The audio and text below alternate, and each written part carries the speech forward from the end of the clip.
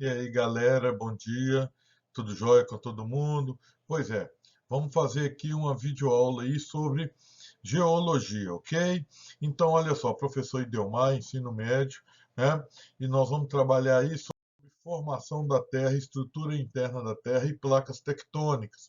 Com certeza, para essa aula não ficar grande demais, que nós não vamos gravar aulas com mais de 25, 30 minutos, nós podemos dividi-la em mais de uma parte, ok? Então, vocês estão vendo aí a estrutura da Terra, né? A Terra ela é formada, olha aí, né? A gente tem aqui o núcleo e o núcleo, esse núcleo é dividido aí em núcleo interno e externo, ok? A gente tem aqui o manto da Terra e a gente tem aqui a crosta terrestre, tá vendo aqui? A crosta terrestre é a parte mais fina, é como se fosse, né? Isso daí é uma laranja, né? A casca da laranja é a crosta terrestre. Olha lá, ó. A crosta terrestre ela tem entre 0 e 40 quilômetros de espessura, ok? E representa 0,4 da massa da Terra, né?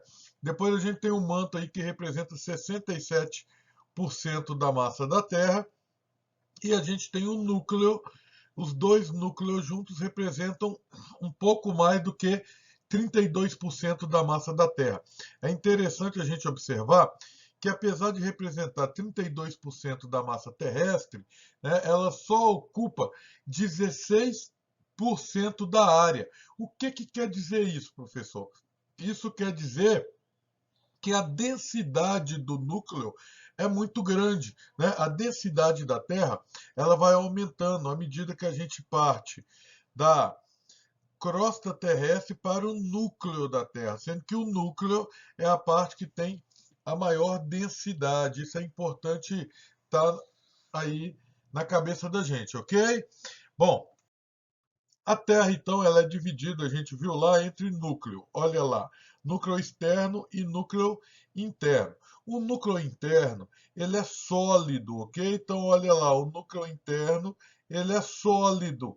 Além dele ser sólido, o que mais que a gente pode falar, né?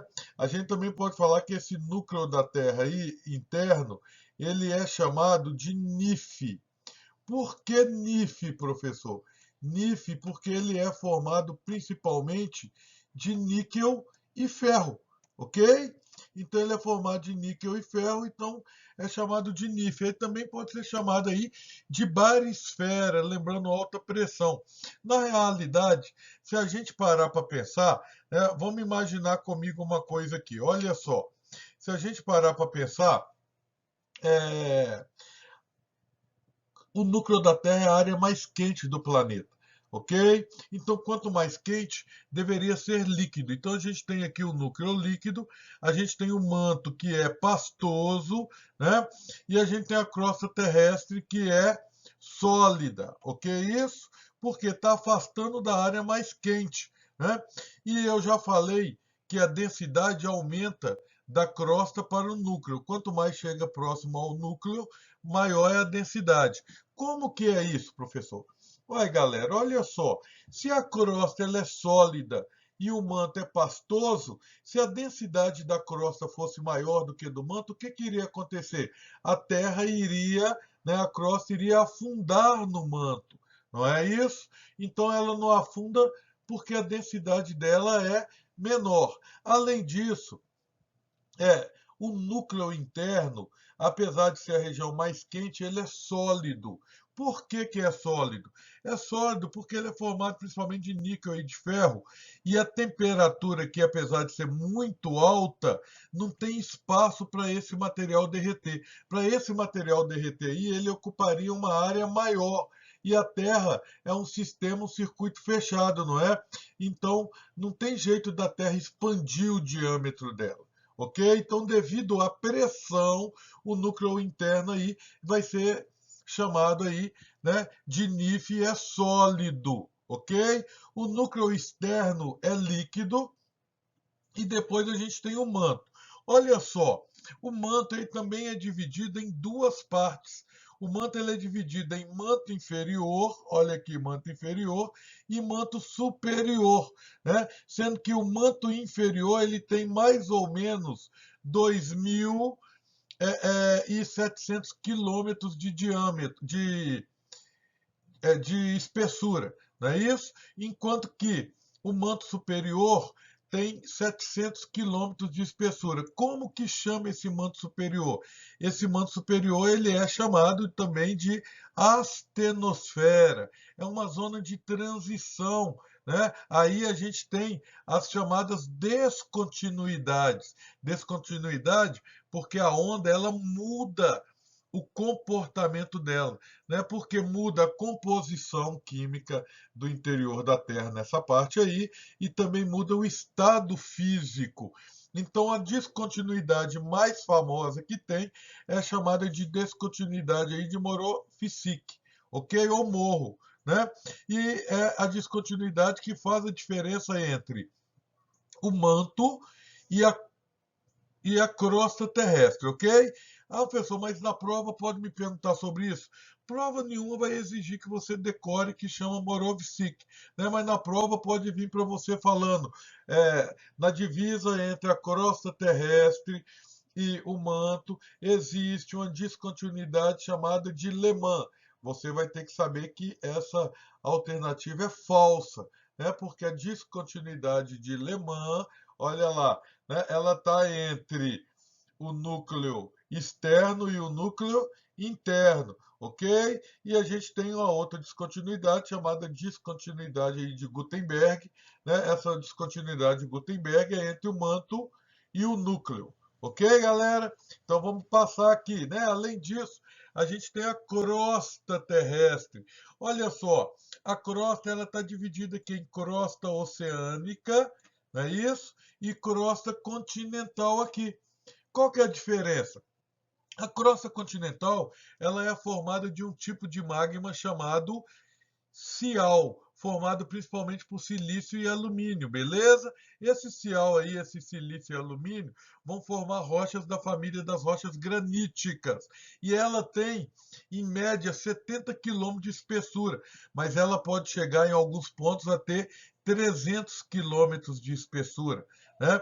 Já a crosta oceânica, ela tem em média aí 6 quilômetros de espessura e ela é formada por um tipo de magma chamado cima, tá? Silício e magnésio, né? Vamos lembrar aí que não é as iniciais dos elementos químicos, tá?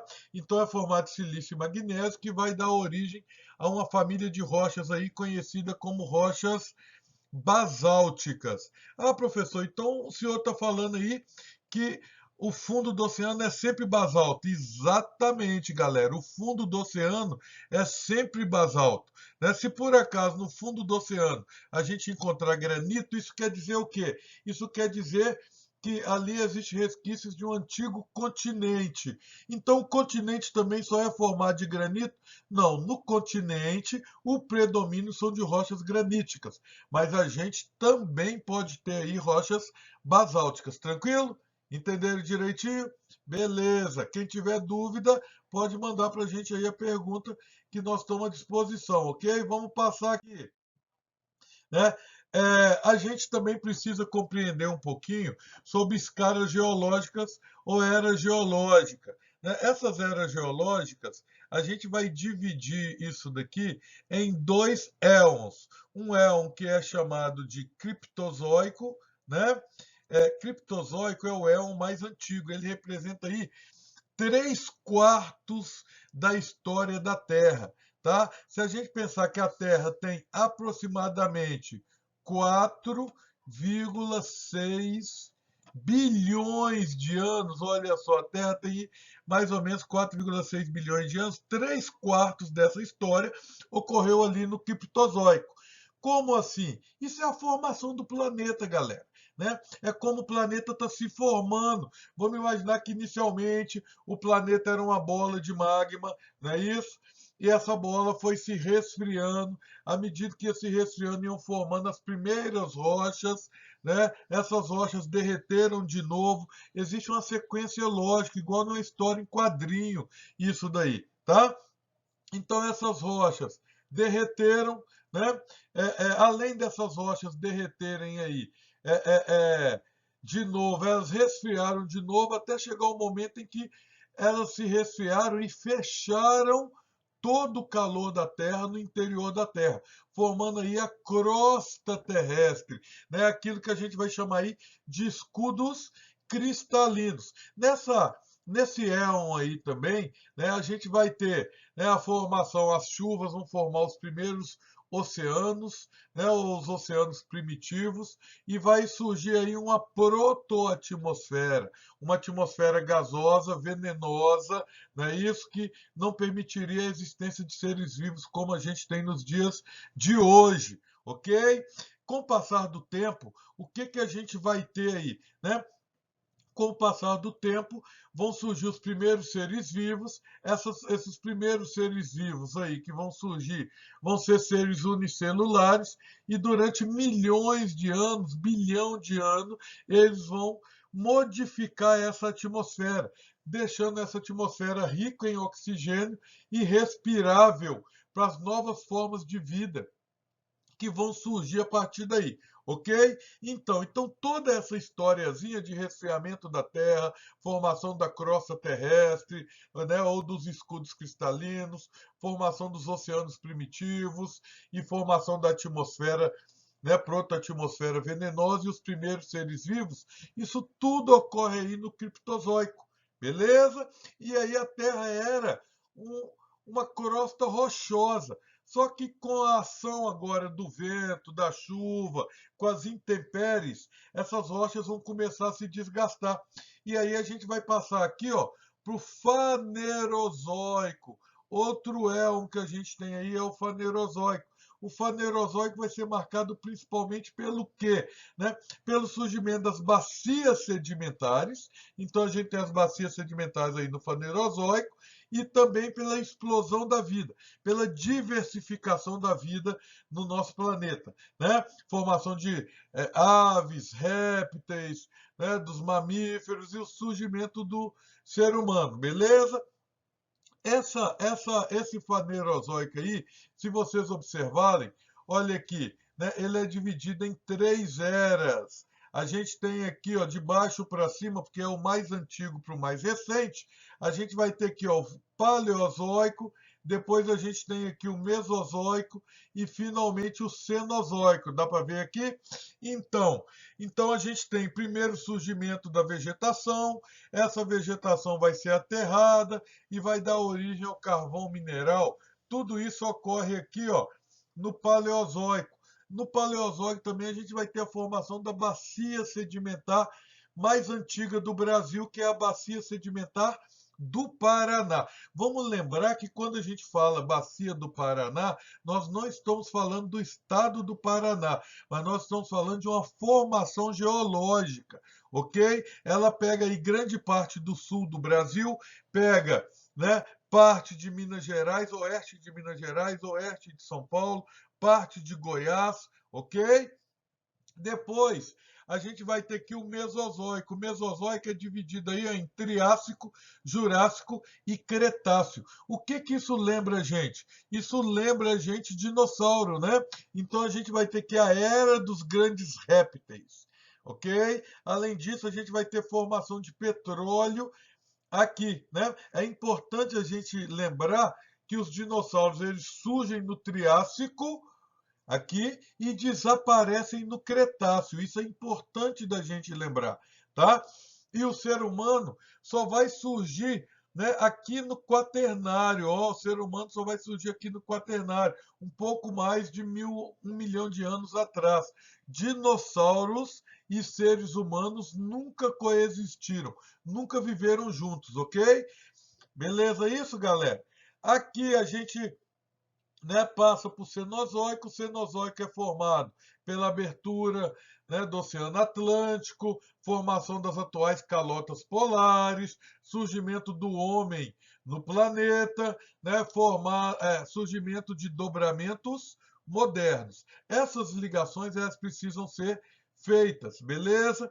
A gente tem bacias sedimentares que surgiram no Paleozoico, bacias sedimentares que surgiram no Mesozoico e bacias que surgiram no Cenozoico. No Brasil, por exemplo, no Cenozoico, a gente ainda tem ocorrendo a formação da bacia amazônica, da bacia do Pantanal e também aí da bacia litorânea ou costeira, né? As bacias sedimentares elas são muito importantes para a gente, porque nelas, né, elas são porosas, porque são só sedimentos sendo comprimidos. Depois nós vamos ter uma aula falando especificamente sobre isso, né? Elas estão associadas aí à existência de grandes aquíferos, né? Água confinada dentro de rocha, né? E também ao surgimento aí dos combustíveis fósseis, principalmente associado aí ao petróleo, ao carvão e ao gás natural. Beleza, galera? Então, a gente, né, tem aí também a teoria da deriva dos continentes. Como que funciona isso? Né, lá no início do século XX, né, surgiu um meteorologista alemão, né, chamado Alfred Wegener, e o Wegener ele falou o seguinte: ele falou que um dia os continentes estiveram todos juntos. E quando os continentes estiveram todos juntos, esse único continente chamava Pangeia. Né? Pangeia quer dizer toda a Terra. E por algum motivo, esses continentes eles começaram a se separar. Ok? E essa separação ocorreu mais ou menos o início dela há 200 milhões de anos atrás. Há 200 milhões de anos atrás, quando eles começaram a se separar, né, viraram dois grandes continentes. Um continente do norte, aqui a gente tem aqui, chamado Laurásia, né? Se vocês observarem aqui a Laurásia, ela vai dar origem aí à América do Norte e à Eurásia, ok? Eurásia, porque Europa e Ásia são um continente só, ok? Geologicamente falando, eles são um continente só. A gente diferencia Europa e Ásia em matéria de continentes por questão étnica, por questão religiosa, por questão cultural, mas geologicamente são um continente só. E um continente do sul chamado Gondwana. Olha aí, ó. Gondwana é o continente do sul. Tá dando para ver aqui? Pois é, galera. Esse continente do sul aí chamado Gondwana, que é o que mais interessa a gente, né? É o que está presente aí nas provas, no Enem, nos vestibulares.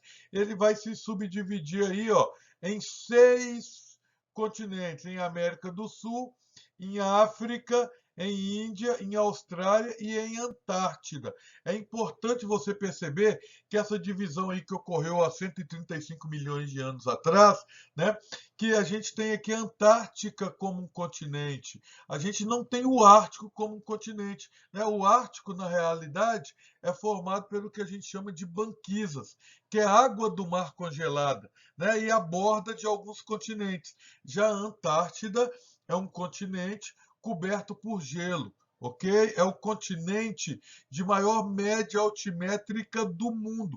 Por que ele tem a maior média altimétrica, professor? Essa média altimétrica aí está associada ao fato de, por cima do continente, ainda ter gelo aí por cima do continente. Beleza? Se vocês observarem aqui, então, a Gondwana, o continente do sul, né, vai se dividir aí em 6 partes, ok? Essas 6 partes que se dividiu aí, ó, uma das partes vai ser a Índia, e vocês vão observar aqui que a Índia vai migrar pelo oceano aqui, ó, e vai chocar aqui no continente euroasiático. Olha só, então a Índia vai migrar, vai fazer esse movimento aqui e vai chocar aqui, né? O choque do continente indiano com o continente asiático que a gente consegue observar aqui, ó, vai dar origem aí à Cordilheira do Himalaia, que é a maior cadeia de montanhas do mundo. Beleza? A gente também vai ter aí a Austrália. A Austrália vai migrar para leste, olha aqui, ó, e vai formar aí um continente chamado Oceania, ok? Quem fazia parte, galera, da Gondwana é a Austrália, beleza? Forma aí esse continente conhecido como Oceania, né? Que é a Austrália e mais de 7 mil ilhas, ilhas vulcânicas, ilhas formadas por corais, beleza? Mas o que fazia parte realmente da Gondwana aí era a Austrália. E, finalmente, essa separação aqui é importante a gente observar aqui, ó, né? América do Sul e África estavam juntos, eles começam a se separar, né? E aí surge aí um novo oceano, olha aqui, ó, surge aqui um novo oceano, que é o Oceano Atlântico, né?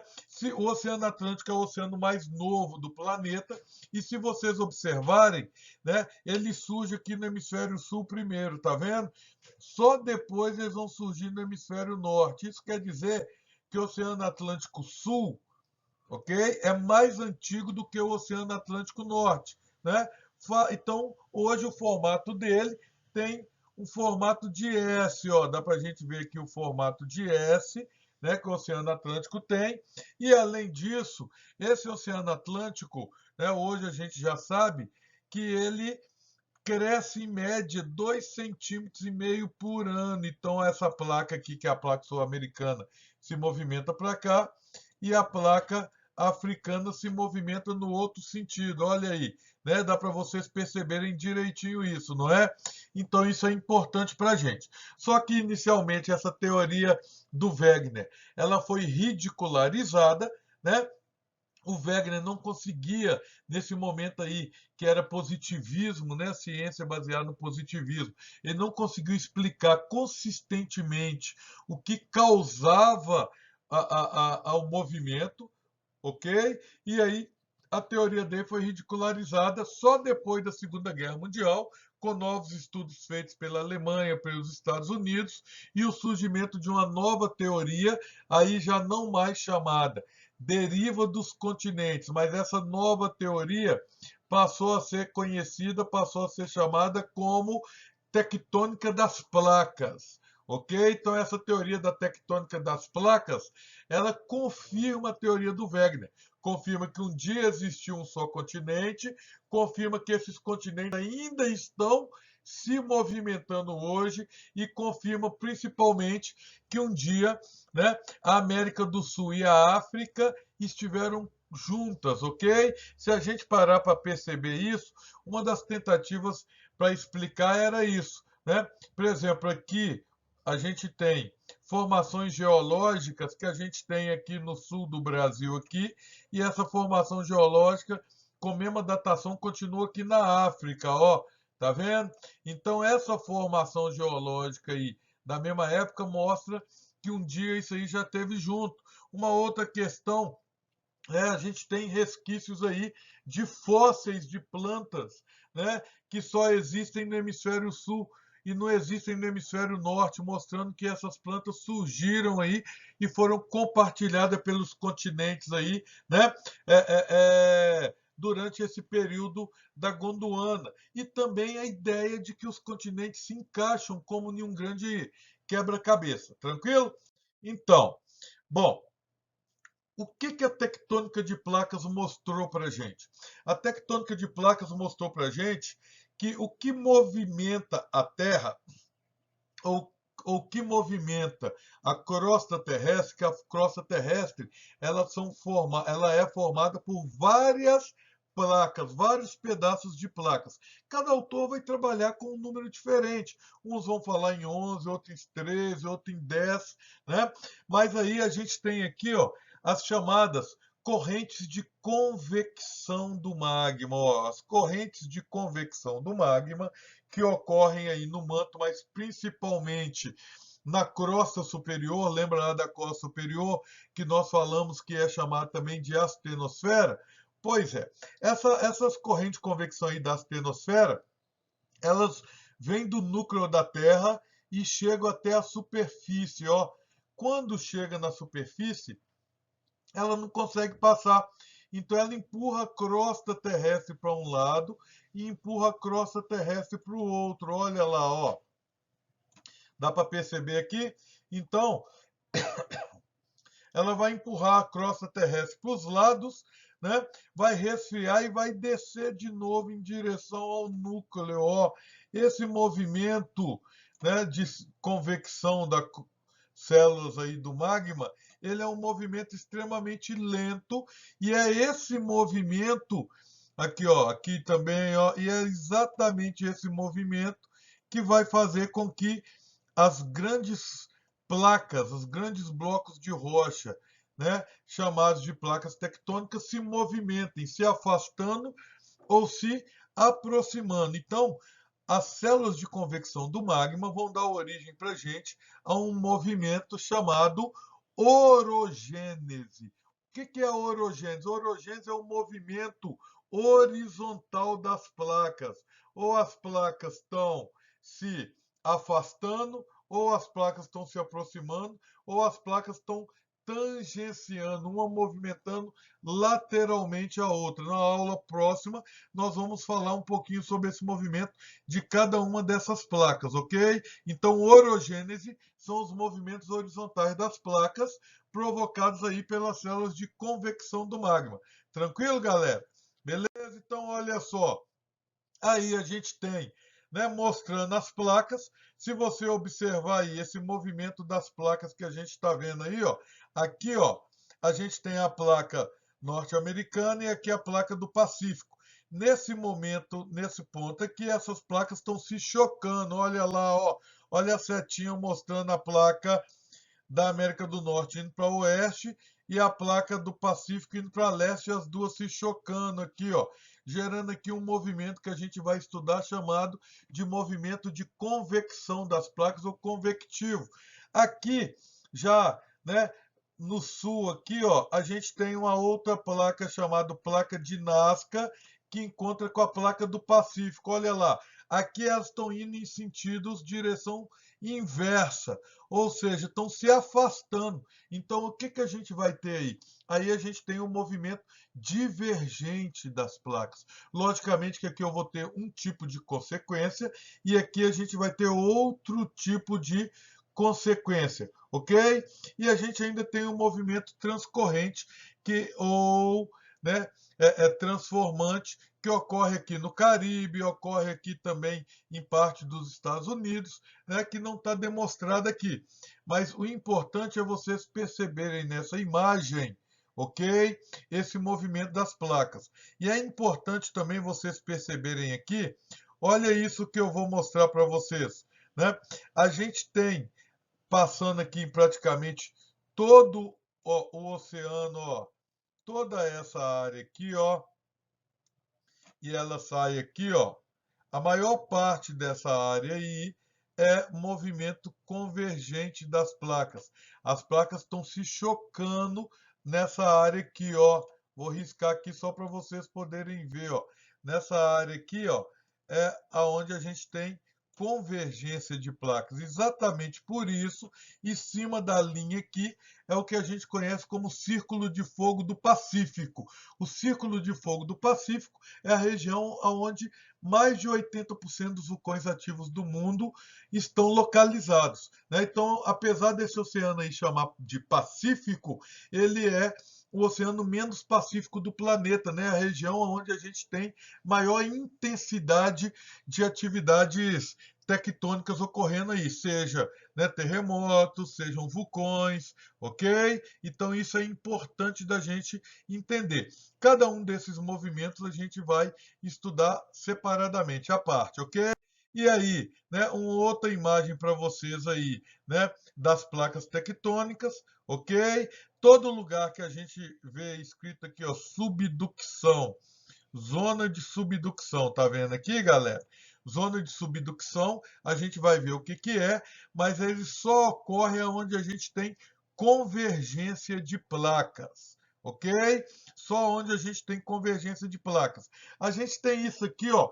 Se vocês observarem aqui entre a África e a Europa aqui, ó, tá vendo aqui, ó?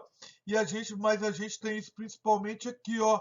Olha isso, ó, no Oceano Pacífico, aonde eu mostrei para vocês que é a chamada Zona de Fogo do Pacífico, tranquilo? E aí a gente fecha essa primeira parte da nossa aula aqui, né? E o resto do slide a gente continua numa aula posterior aí, tranquilo, galera? Fica com Deus aí, até a próxima aula nossa.